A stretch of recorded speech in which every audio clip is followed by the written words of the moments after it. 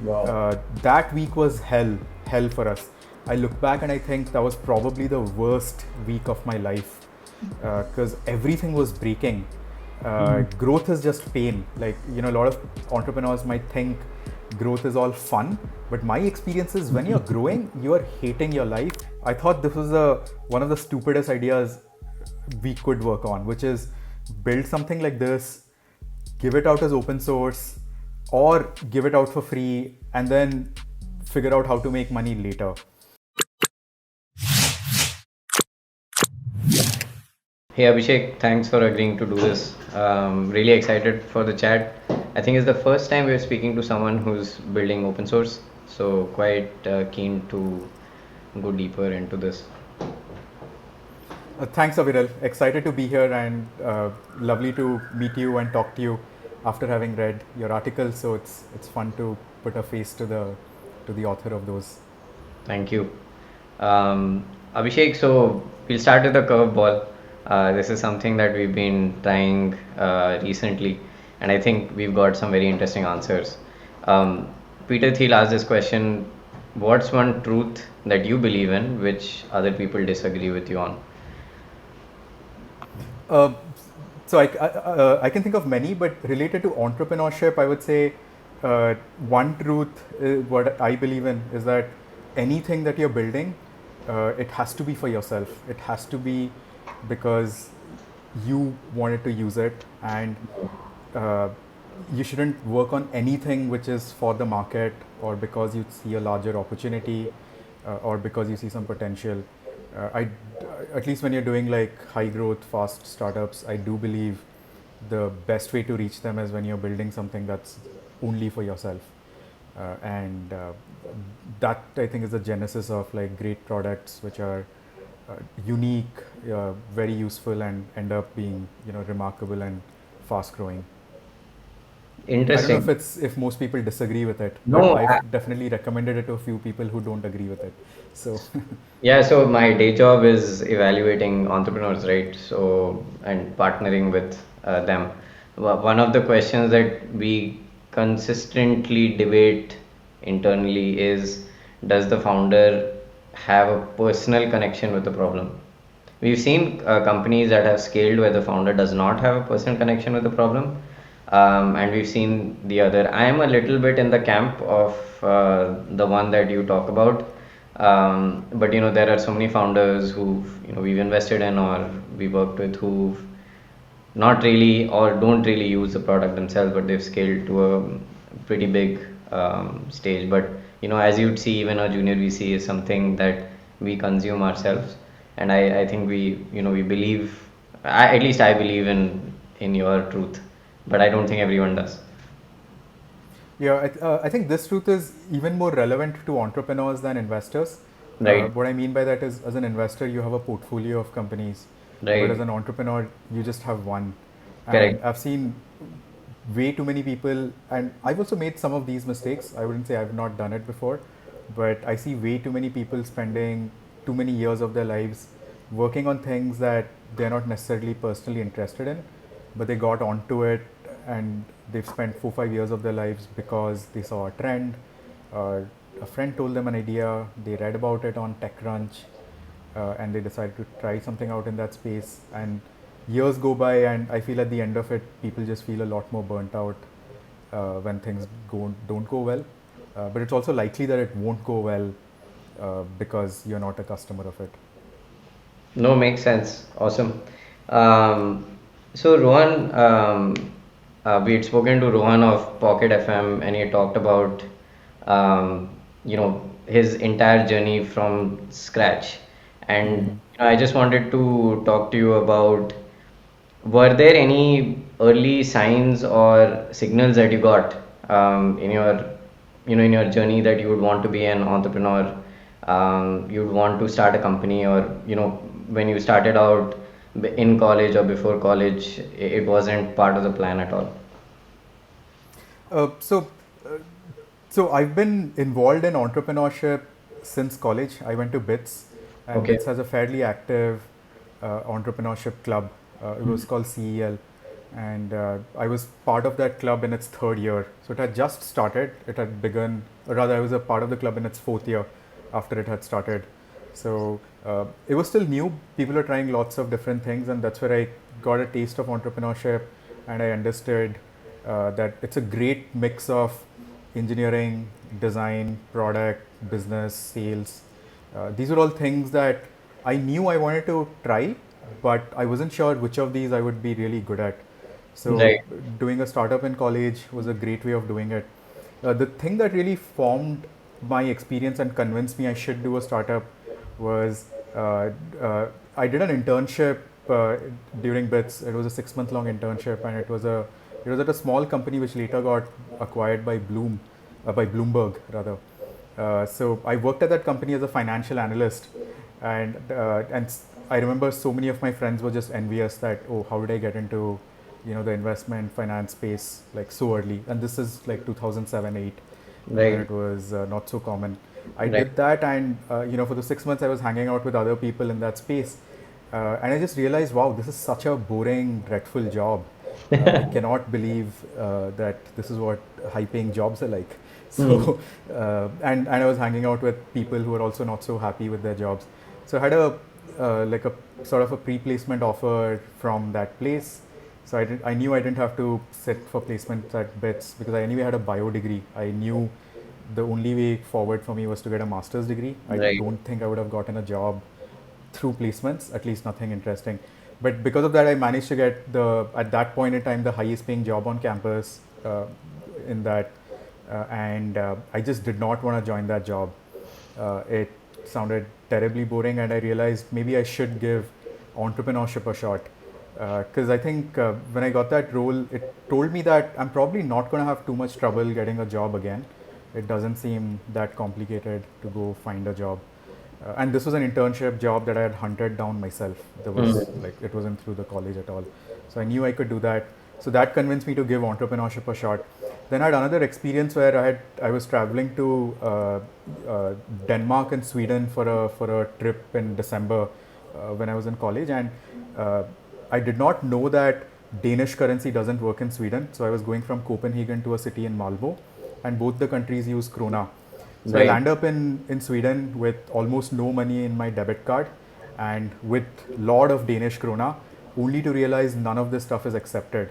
Right. And this I remember was like December 16th, 2009, and it was very very cold in Malmo, and I literally had to walk around for 45 minutes just begging for money, like literally begging for money. And finally, I ran into this lady who had happened to be in India, and she told me, and she met, like I spoke to her, and she told me, "Hey, I'm gonna give you cash, but you ship me a kurta from India once you reach home. But I'm gonna give you cash." And I was like, "Yes, ma'am, I'm gonna do that." So I Yeah. managed to beg, get that cash, then go to the hostel, and managed to reach that. But that experience was really transformational for me because those 45 minutes were probably the most awkwardest, toughest moment for my life till then. Hmm. Because I was in this country where I didn't know anybody and I had to literally beg my way out. And I looked like a poor student, so I don't think anybody was expected me to ever return the cash. But that taught me that, okay, even if I'm down to nothing, I'm just gonna beg and find something and manage to get away with whatever I want to do. So I think those two experiences in college taught me that there aren't too many sticky, difficult places where I would get stuck at and I would struggle. So it gave me a lot of confidence that I have to go do a startup. And I think if you're not a confident entrepreneur, it's incredibly difficult to succeed. Hmm. And you do need to have that sort of unshakable self confidence, which can only emerge from experiences, I believe. That's So I amazing. think they were That's transformational for me. amazing. I think traveling out of your country when you are young is an incredibly transformational experience. In fact, I did exactly the same trip as yours, just the reverse. I went from Malmo to Copenhagen. Thankfully, I didn't have the cash situation, but I remember when I was in Billund, I'd gone to Legoland. I didn't have like change. So some girl lent it to me. It was like 5 Danish kroner. I don't think it mattered a lot to her, but still, it was an amazing like experience, just being in those countries and Yeah. exploring them. And I love how you like brought that experience to yourself to build confidence. I think it's fascinating. So post college, you're like, hey, I think I can get any job I want. What do you decide to do then? So I graduated from BITS in December 2010, Hmm. and I graduated in that odd semester because I dropped a semester in between Right. to just go work at this other startup, which is now called Bloomberg New Energy Finance. So I graduated in December 2010, and after taking a break for 15 days, on Jan 3rd, I started my first startup, which was called Gharpay in January 2011. So, and ever since I've been an entrepreneur. I did not think I would be an entrepreneur for so long when I started. Very sure I did think my first startup is going to work out, make me a billionaire, and I'm going to be chilling somewhere. Yeah. So, so that was the idea. But but uh, I think life had other plans, and and I still love being an entrepreneur, obviously. But yeah, so that's basically what happened. Graduated, took a short break, and immediately started a company right after that. Got it. And what was your first, maybe we don't need to go into too much detail about what the startups really were, but would love to, talk about learnings from there. You said you've been an entrepreneur for 12 years, right? What kept you going? Why didn't you, say, hey, this is not for me? Maybe talk through that journey before AppSmith. Yeah, that sounds great. So my first startup was a cash on delivery as a service. So it Oh, had a nice. major offline element to it. Right. We were like the start of the COD revolution in a way. We Hmm. were the only pure play COD player back then. Uh, I remember like started making revenue literally on day two. January 3rd I started. January 4th we were generating revenue, and we were profitable for the first three and a half months. Just having taken some capital from our parents, me and my co-founder Arpit, we had taken some capital. Soon after that, we raised a seed round from Sequoia. I think we were Sequoia's first or second ever seed investment in India. Before Oh, that, they were primarily doing, the Series Series A. B and Hmm. growth stage investments. I think we were their first or their second. Definitely, the partner we worked with, we were his first ever investment. So that was the start of our introduction into the space of like fast growing startups and what does that feel like. I think the biggest lessons I learned from there was, one, it's really important for startups to have pricing power. If you cannot raise your prices, you're just screwed. In case of Gharpay, we used to run an offline business which was actually wildly profitable. I haven't seen a business like that anywhere since. Like Swiggy, Dunzo, uh, Big Basket, they all do the similar service of shipping something, collecting cash for it. But we used to make money hand over fist. Our margins were like net margins were over like 40%. So, Wow. and that's only because we had pricing power. We rarely gave discounts beyond our first 10, 12 customers, Mm-hmm. because we knew if somebody is negotiating and says no to us today, either it doesn't matter to them, cash on delivery isn't important, or they're going to come back to us 2 weeks later, which is Right. what used to happen. And so that was, I think, one learning from there. You need to have pricing power. The second learning from there was you have to have a really unique and useful business. It's not enough just to be useful, you also have to be unique. Hmm. Again, comes back to pricing power in some way, but it Hmm. also leads to growth, because if you're not unique, people don't talk about it. Uh, that's a startup where I saw where we were very lazy with marketing because we were just focused on making existing customers happy and ensuring that we are providing a great service. But despite that, we were showing up on magazine covers. There are two books which have chapters about us, and none of this was outsourced. We weren't actually looking for all this PR. All this PR was showing up mostly because we were a unique, interesting business that everybody just found a little bit funny or a little bit interesting, and they would write about it. So I think that was the second lesson. Like, you have to be unique and useful. Most startups just try to be useful, but that's just almost never enough, according to me. Amazing. And what happened then?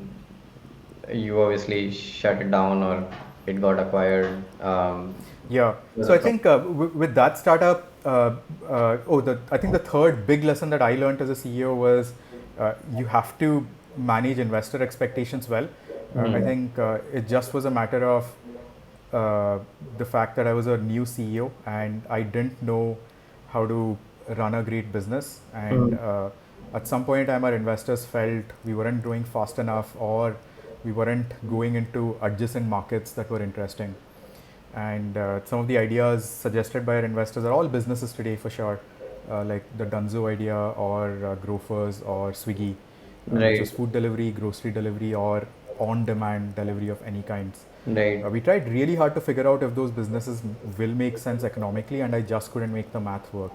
So instead, we decided, okay, let's just exit, sell this, because it's clear our main investor is not going to support the existing business. Right. They want us to try something else, but we didn't want to try anything else because I just don't see any way of ever making money in those businesses, which I think has played out in the last decade. I think a lot of entrepreneurs are going to figure out over the next 5 years that you are really never going to be able to make money. But that was very evident to us back in 2012, 13 as just, like 23, 24-year olds with very little life experience, but a good understanding of math. That it just doesn't work. So we ended up selling that. We got a little bit of capital from that exit, not a lot, but used that to start a new B2B software business, which was in payments. That business died very, very quickly because we had to sell to banks, and we had one bank, HDFC, who had signed up as a pilot. We had started working with them literally 2 months before they were supposed to sign the contract for the main thing. They were out. They said, we are out of the pilot. We can't do this anymore. Oh, And wow. then we had to get acqui-hired by Ezetap. Oh, damn. Yeah. So there were no complaints there though. I think I met really good people, and these were all like very interesting experiences to go through this. It definitely hurts when a startup shuts down. But one of the things that I realized after my first startup, like the EasyTap acquihire happened, was I realized that I wasn't facing the reality of entrepreneurship.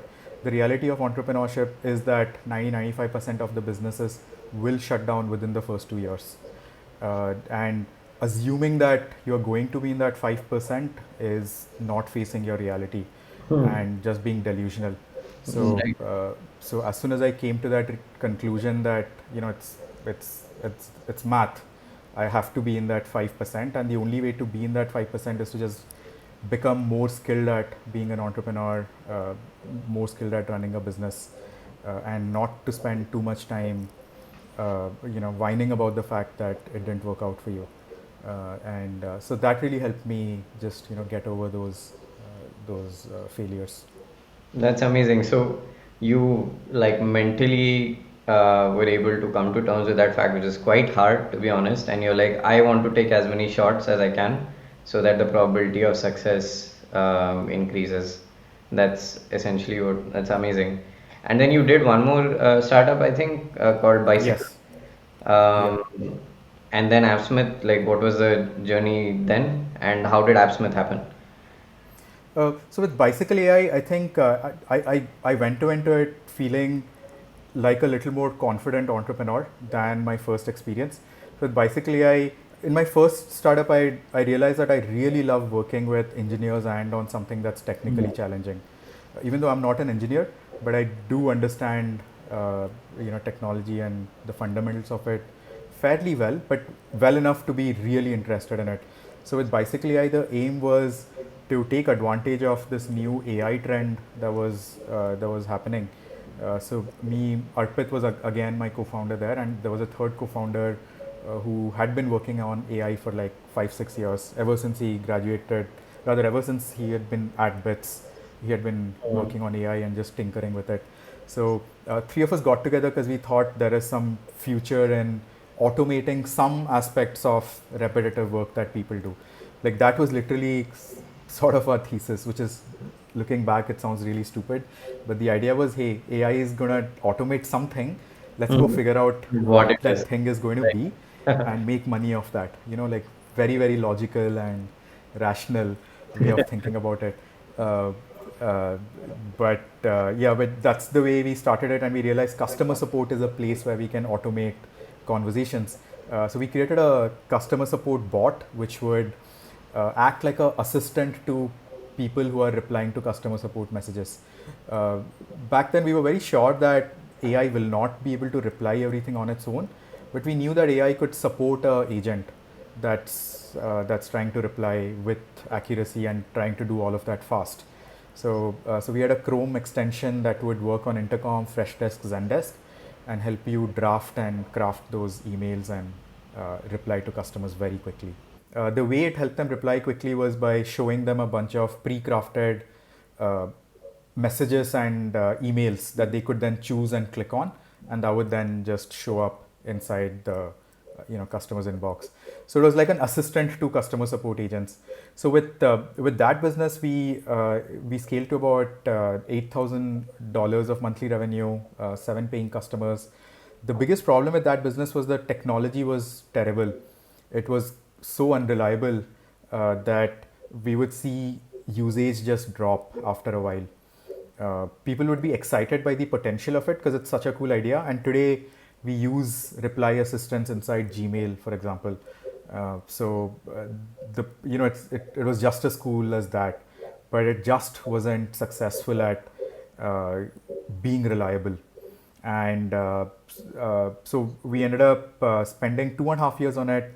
Had again raised some capital for it, but we realized this would never be a successful business because the technology did not work. So that's when we decided, okay, let's just take a short break and try something else, totally pivot into a different business, while my AI focused co-founder continued to work on Bicycle AI just to see if it would continue working well. Arpit and I, we decided let's just go do something totally different because we were so tired of the pace at which we had moved in that startup. We had spent 2.5 years building things, not really scaling as fast as we wanted to. So we decided let's just do like a fun game, but do it just for us. Because the origin of our first startup was again a problem that we wanted to solve. As students, we didn't have debit, credit cards. We just wanted to pay for stuff in cash because that was easy for us to do. So we decided let's just try something for ourselves. Let's just do this game and see how it goes. And we put time limits on it. We decided we have to build it in 60 days and launch it, and then pivot and iterate on the go, instead of what we had done with our AI startup, which was like took a long time to build and ended up being not such a great product. So we did this with a game. It was called Mob Show. So we built this game in 45 days, launched it, and it really just started taking off on day one. I think first day we had around 500 users. At the end of that week, we were at 750 users. So it really just started growing fast. And there was a point in time where every week we were growing 15% day on day, every single week. And that week was crazy for us because we went from about 5,000 DAUs to 120,000 DAUs in a single week. Wow. That week was hell for us. I look back and I think that was probably the worst week of my life because everything was breaking. Growth is just pain. Like, a lot of entrepreneurs might think growth is all fun, but my experience is when you're growing, you're hating your life. Everybody around you hates you because you might be screaming at people because everything is just breaking. It's unnatural to grow 15% every day. None of your tech is going to scale with it. So during that week and the week after, we had to switch out every single thing that we were using. I think we were on Azure, we ran out of credits, we moved to AWS, we were using Localytics, we had to move to CleverTap for analytics, we moved from Front to Freshdesk for our customer support. All of these changes had to be done and many more, literally in a period of 2 weeks. And that's the period where I realized that I don't think I'm meant for consumer because we were constantly being called by our customers. My number was accidentally on our privacy policy, which screwed my life because all these teens who were playing our game, they would just call us and they would call me up. I've had calls at 3:30 a.m. and somebody shouting at me because my game sucks, and During that moment, you feel Yeah. terrible, but later I was thinking, I owe you nothing. It's a free game. Yeah, it crashed, but I don't owe you anything. So, like, what the heck am I doing spending my life on like satisfying entitled kids who wanted to play this? And it was very, very stressful that period. Now I love to talk about it, but that was a period when I believe mine and Arpit's relationship wasn't so strong after that little bit. Even though we had known each other for over a decade at that point in time, it was on shaky grounds because we were just like fighting too much about all things. So anyway, with that business, we also quickly realized even after we scale, I don't think we'll monetize because it was mostly teens and kids playing, and our hearts were not in like just running this game sort of a product. So I had a chat with our investor, Shekhar from Excel. I remember he actually called me and he said, "Hey, what do you think about like shutting this, doing something totally different later? But do you have some capital? Just return it. Just finish this chapter because I don't think this is gonna go anywhere." And it was great talking to him because he was saying things that both Arpit and I were thinking of, but we didn't have the audacity to say, okay, I'm actually gonna shut it, return the capital, and use this experience to go do something else. So that's what I ended up doing with my second startup. Shut it, didn't really go anywhere. Nobody got acqui-hired, none of that happened. Returned most of the capital actually not most, some of the capital that was still left over, and then went and started working at Excel as an entrepreneur in residence with the idea of either working on a new idea or maybe moving to the investment space. So that's what I did right before AppSmith. And during this period, Arpit had decided to go join CureFit. So at CureFit, he was heading engineering, or was like a very senior engineering leader for one vertical of CureFit, which was their e-commerce vertical. So Arpit there, he started dealing with similar issues that he had dealt with at AppSmith around internal apps and admin panels. Not at AppSmith, at Bicycle AI. At Bicycle AI, for us to train our AI data, we had to build a lot of interfaces. You're just like labeling and tagging text, or you're looking at results of models and deciding what's working well or not. A lot of quick and dirty UI that needed to be generated, and Arpit was the guy working on it.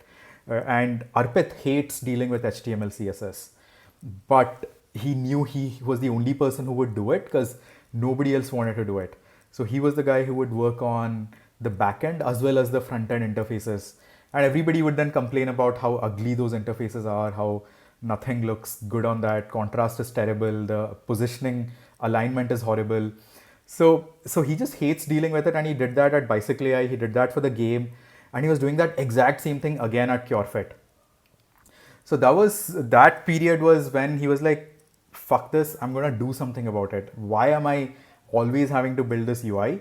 Why can't there be a more flexible version of Django admin, which back then used to be like really popular? I don't think it's that popular anymore today, but used to be like very popular. So at CureFit, he started tinkering with this idea as a side project, where CureFit could use this, but also potentially launch it as an open source project. That's when he ran into our third co-founder, Nikhil, who used to be heading product for EatFit, which had gone through its own scaling journey of going from 50 orders to 50,000 orders in just a single year. So there he, as the head of product, had been dealing with similar issues of scale and realizing that you need these internal apps to be more successful. So Arpit and Nikhil started working on this idea and at CureFit, and ultimately CureFit did end up releasing an open source internal app builder, which is called React Crux, about a few months after they left, I believe. But that was the genesis of AppSmith. Both of them meeting each other and discussing how much they hate building UI for stuff like this. And I ended up joining them a month later. This is a really interesting story because I was so against this idea. I thought this was one of the stupidest ideas we could work on, which is build something like this, give it out as open source, or give it out for free, and then figure out how to make money later. So I thought it was a terrible idea, and I had some other ideas I was working on because I was at Excel. It's so easy to find and think of new ideas when you're in like a VC firm. So I was doing all of that, but Arpit was very clear that this is the only idea I'm going to work on. So either you work with me on this, or you go find another co-founder to work with, right? Like this was put in a fewer softer words, but essentially this is what it was. And I had to think, hey, do I want to do a startup with my co-founder Arpit, who I've been working with for all my startups, or like go find somebody else? And I finally realized, okay, let's just go work on this idea and we'll figure out how to make this successful, because it seems like you truly believe in this and you love this. So let's go figure it out. And in that journey of figuring it out, I realized how important these internal apps are, because I realized at my first startup, the reason we could scale and the reason we had good margins was because we had a really tight operational process run by technology. There was no human involvement in our accounting, reconciliation process, or the money collection process. This is when we were doing like crores, like we used to do about 8-9 crores of cash collection every month. We never lost a rupee. So I realized that was because of internal apps. Basically, all our AI stuff was all done on internal apps. Then I started speaking with banks, with other e-commerce companies. I realized that every one of these companies depends so much on internal apps, and there is a real business value if these things can be built quickly. So I had that experience after being convinced to work on this idea, which I think doesn't happen to too many people, because I had to figure out, hey, this my friend loves this idea. How the fuck do I make this successful? And then I got convinced that okay, there's actually money to be made here. And then we started working really hard on building the product, trying to raise a seed round. We ended up raising a seed round from Excel, where I was working anyways. And Shekhar was quite interested in this idea. So we managed to raise some money from there, and then we started the company. And now it's been 3 years since we started the company, and we have around 7,000 plus teams that use us every month. Tens of thousands of developers using us every day, and just like scaling pretty rapidly now. Yeah, I'm skipping over a lot of bits of how AppSmith happened, but that's the short quite summary. an incredible journey, and I mean it's.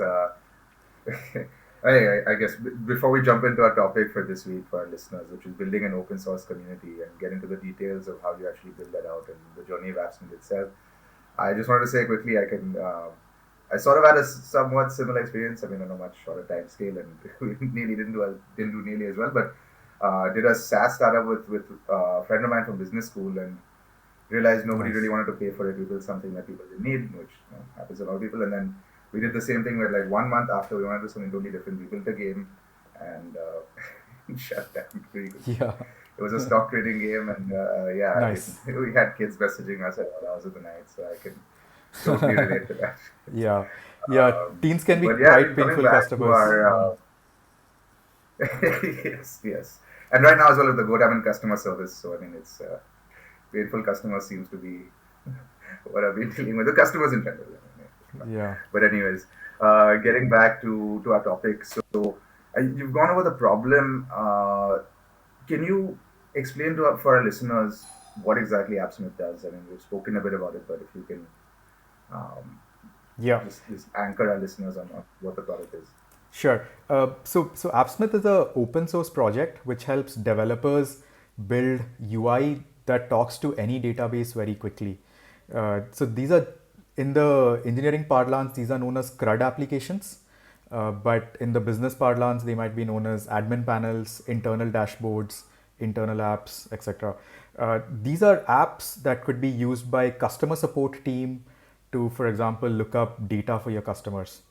The reason this is very common in customer support teams is because when you're a customer support agent, you need to look up data that stays in many different places. You might have some data in a Postgres DB, you'll have other data in maybe Google Analytics or some analytics software.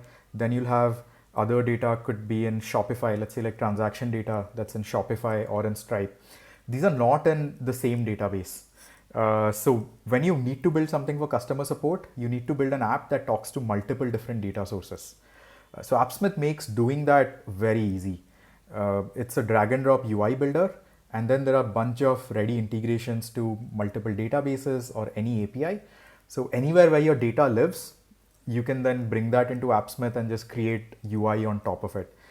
And the UI here is not just reporting UI, but actual operational and functional UI. For example, for a customer support agent, they might want to, let's say, like update the order information for a customer. Maybe change the shoe size that the customer has ordered, or refund a customer, or cancel an order. These are real actions that they need to take on a dashboard. So these are things that you can build very easily in AppSmith. And now to kind of continue with the journey a little bit, you guys decided you wanted to work on this problem. It was an interesting problem. How did you go about, raise a little money? How do you go about getting your first customers? And it seems like it was a decision before you even started that this is going to be open source. And why? Because enterprises pay a lot of money for this kind of software, and why go open source? Yeah. So the main reason to start with open source was so we weren't fully open source at the start itself. That's because I was definitely scared of just giving stuff away, all this code away for free without charging for it. But the fact of the matter was, my two co-founders, Arpit and Nikhil, as long-term engineers, they knew that they wouldn't adopt any product in their company which wasn't open source. So their philosophy was, if you want to get into companies and become part of their tech stack, it has to be open source first. But they had also experienced things like paying for GitLab, paying for other open source products like a hosted version of MongoDB, or Confluent, which is a paid version of Kafka. So they knew that there were ways of monetizing it. For sure, we had to figure out what it was for us, but we knew that there were growing businesses that would be willing to pay for this. The main thing that we had to verify, which is what I spent a lot of my time on at AppSmith as a non-technical founder, was to understand how big is this market really.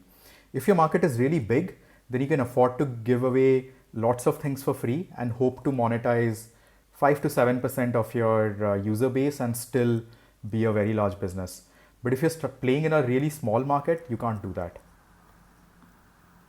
And that's quite interesting. That's almost like freemium games, right? And it's a similar concept here applied to enterprise software. Yes. And so you went out and you got your first customers. You said just how the process work. Our listeners love to hear, how you actually connected with people, got feedback, and validated it. Because it sounds like it was still a belief, right? You didn't really have. Yeah. How did you get to product market? Yeah. So this product market fit journey of ours was really interesting, and I'll tell you why a little bit later. But first, we started doing the traditional cold sales method. We started talking to potential customers that we knew personally in our own network, who were in similar businesses. We started pitching them. Started with consulting pitches. It was like, hey, call us in. Our product isn't ready, but we're going to build it for you, and then you can pay us money. So we did that. It didn't really work because every customer expected something totally different, and we were spending too many days and hours doing services and not actually building the product.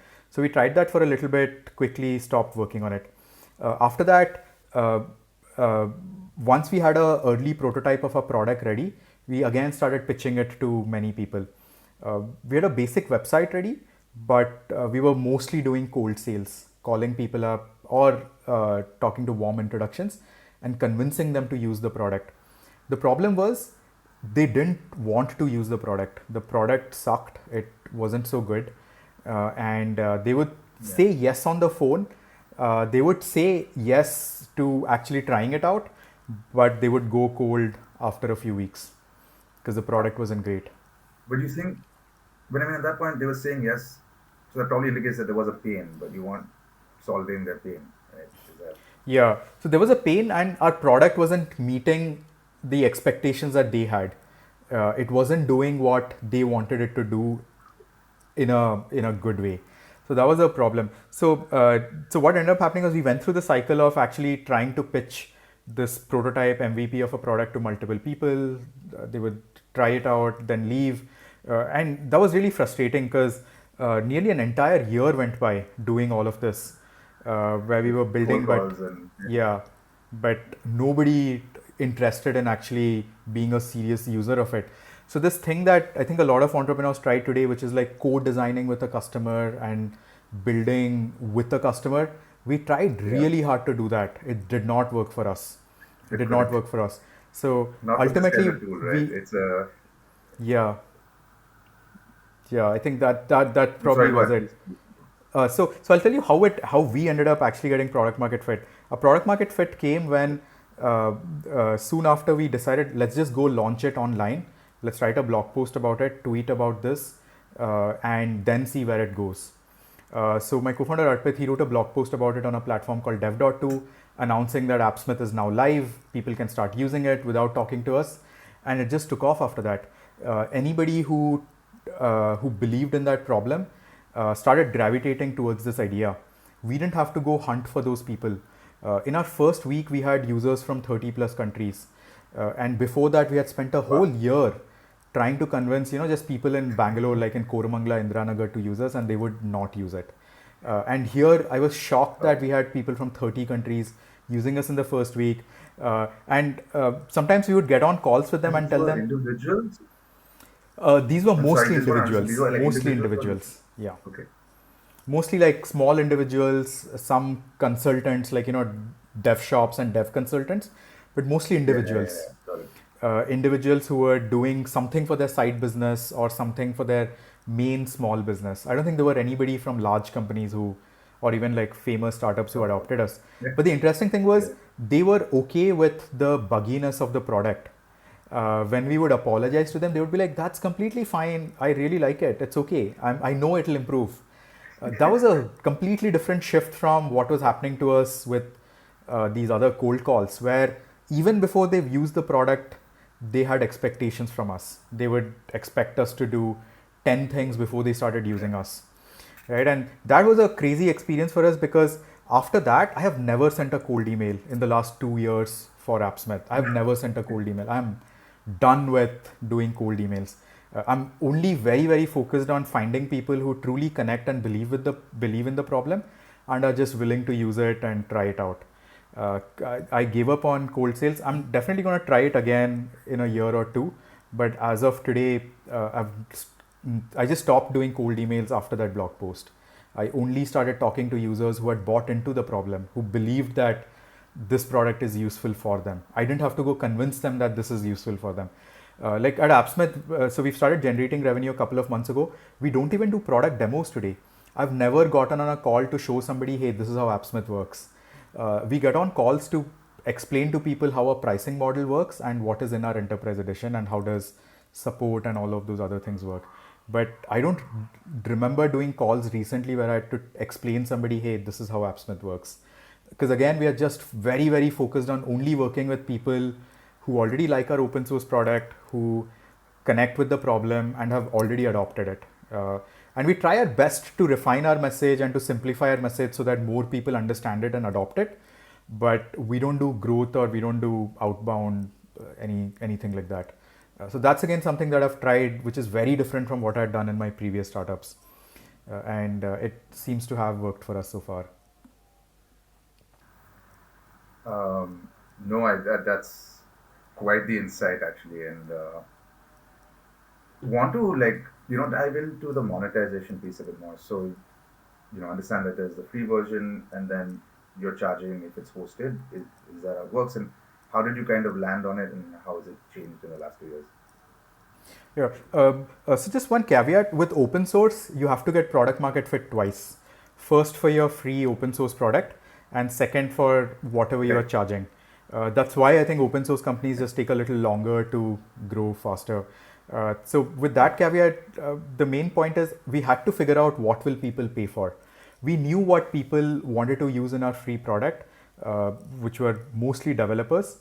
But after starting to talk to them, their managers, the business head unit, heads of the business units that they were working in, we began to realize that there were certain features that the buyers were interested in.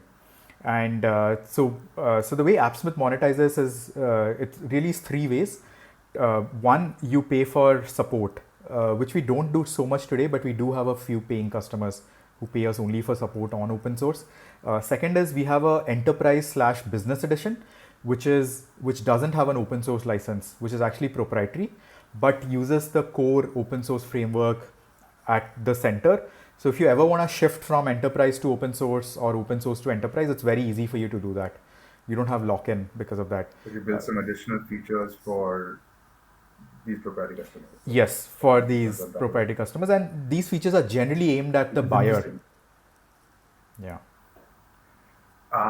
Got it. And the part that's interesting, I think the fact that it has this open source kind of background, like people are not worried about, okay, the company's not there tomorrow, what's going to happen? They can Yes. always take over it. Exactly. Yeah. And the third way is cloud hosting, which I think is pretty common in open source. For us, cloud hosting today, we've not really turned it on. We're still very focused on our enterprise business edition because that's where most of our demand today is for our paid features. But eventually, we will have a cloud hosted edition as well.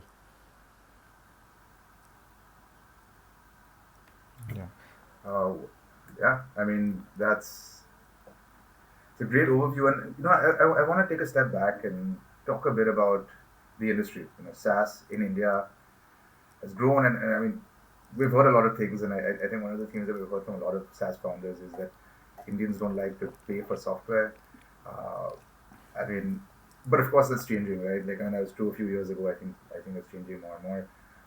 Open source has become something that's increasingly attractive. Would love to hear what you think. I mean, do you think that this is a model more and more founders are going to adopt? Is this going to be more popular in the future, growing with developer first products? One is, I want to address that point, which I've heard many times, which is Indians don't like paying for software. I don't think that is true at all. The main thing is for anybody who's buying software, they look at software as automation. And when you're looking at the value that you gain from automation, you're looking at what's the cost of not automating it. The cost of not automating things in India is a lot lower than it is in other countries. So that's the main reason. The problem is if you come into India with US prices, it makes no sense because Indian hourly salaries or monthly salaries are not comparable to US salaries, right? So, and this is a simple math that goes on in every business person's head. So if you actually show the right value at the right price, people are willing to pay. If you treat pricing as something that you have to borrow from the West, you are going to struggle. There is no doubt about it. But if you go down and you actually learn what people value and how they're willing to value that automation, people will pay for it. I have no doubt about it. So that's the first thing that I do believe people are willing to pay for automation and software in India. Coming to the second bit, are more companies going to do open source dev tools? I think so. I think it's been an irreversible trend that has been going on for the last 15 years, mostly in the West, US and then Europe a little bit. But it's only now in India that I believe people have realized that you can build a great product in open source and then try to monetize it in a different way. I don't encourage most founders to think of open source as a business strategy because giving something away for free is not a great way of making money. You're basically complicating life for yourself. So the main thing that I would say is do open source if you think it helps your developer users by being open source. That's the only reason to do open source. If doing open source doesn't help you with any of that, for example, if you're building an open source product for, like restaurant managers, that to me doesn't make that much sense because restaurant managers might not care about it. They would rather maybe have something that's that's cloud hosted and easy to use, right? So that's what I'd say. That's an incredible insight. Yeah, I mean, when you think about who you're building it for and developers, it makes sense. One more, kind of macro question for you. This whole no code, low code movement, I mean, you see it a lot with like website builders and now a lot more, of the software. I mean, what are some of the pros and cons, and do you think everything's going to be like no code? Where do we kind of draw the line, and how do you see that? Yeah, I think this market is similar to like the food market in the sense there's market for fast food, but there's also market for slow food. And you can make money in both. You just have to choose what you have to do. And you can't replace everything that you eat with fast food. Neither can you always like eat everything that's like slowly cooked. So I do believe custom software, at least for the foreseeable future, will be hand built. Uh, and you know, over the next 5-6 years, the trend is going to shift more towards using low code builders, just like it happened with websites, e-commerce sites. Everything used to be handcrafted HTML, CSS, till, you know, WordPress came around. There was Drupal, there was this one, Joomla. All these CMSs started coming about. Then people started realizing I don't need to write everything from scratch when I'm building a website. And today, of course, you have Wix, Squarespace, two public companies who are, you know, in the website builder space, who are killing it. And I believe the same thing is also going to happen for internal applications as well, where a lot of it is custom today, but most of it might just move to something that's built very quickly, works out of the box way better than you can make it happen, and at a much lower cost as well. But there are times when you do need a custom website, when you have to do it using custom JS and custom CSS and everything. You might not need to do it today, but a lot of large companies, you know, they end up building handcrafted websites, which makes sense for them, but it doesn't make sense for most of the companies in the world. Awesome. Thanks, Abhishek. Um, you've raised a big round recently. What's next for you guys? Where are you planning to take this? What are you going to build further, or is it just, you know, expanding or going deeper in the markets that you already exist? What's going to be next for you for the next couple of years? So our focus is very much on the opportunity that we've already identified. It starts off looking as low code, but there is a sort of like a hazy continuum to looking like SAP. These are all in the same market. So on one hand, you have behemoths like SAP, Oracle, Salesforce, who are obviously killing it in the enterprise application space. So we do see a continuum from AppSmith to bigger markets there, and the continuum exists because of the product that we have. So a lot of our focus is going to be on ensuring we have the best open source product out there, and building features that make it easier for enterprises to adopt us, and just getting better and better in that space. With this new round of funding, the idea is to just double down on things that are already working and just do more of it. Understand. I think that's what will work more for us. Understand. And you know, just to close this before we ask a final question, where do you think open source is useful and where do you think it's not? You obviously alluded to it briefly when we were speaking. You talked about a restaurant not using it. What's your hypothesis or what's your framework to say that, hey, you know, this kind of industry could use open source, or this kind of persona could use open source and this could not? How do you look at that? Let me rephrase that a little bit, because there's open source being useful and open source being monetizable. Right. These are the two different things. Sure. Open source being used, it's obviously everywhere. You're not going to find anything that you use which isn't open source. Open source is the default way.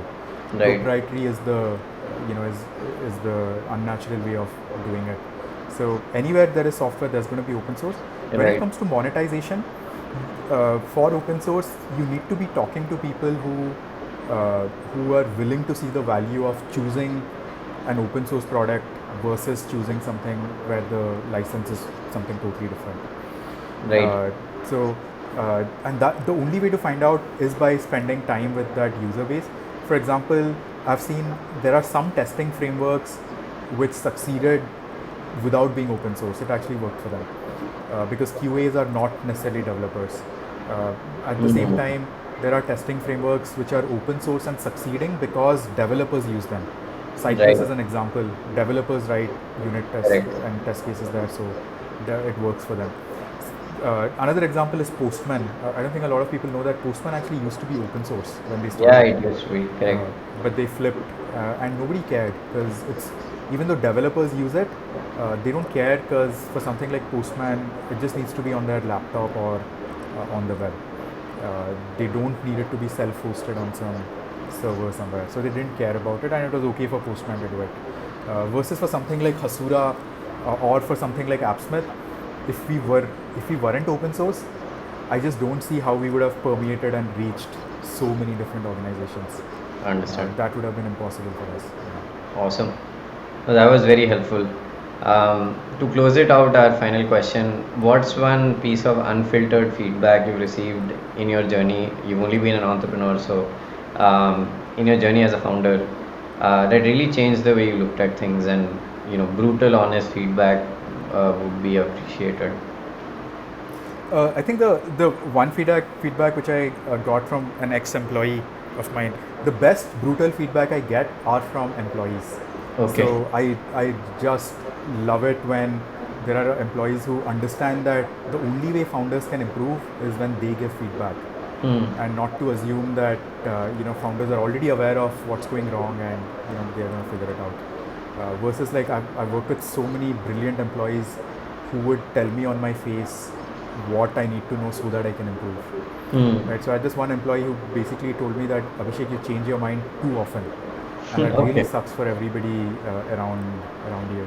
And I had to really think about it because I realized I changed my mind with new information, but it also meant that that I wasn't spending enough time making up my mind before choosing to go in a certain path.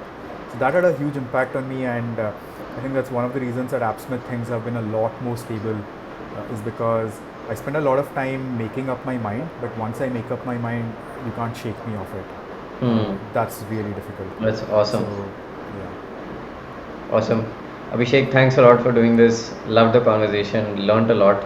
I think your journey before AppSmith was extremely insightful as well.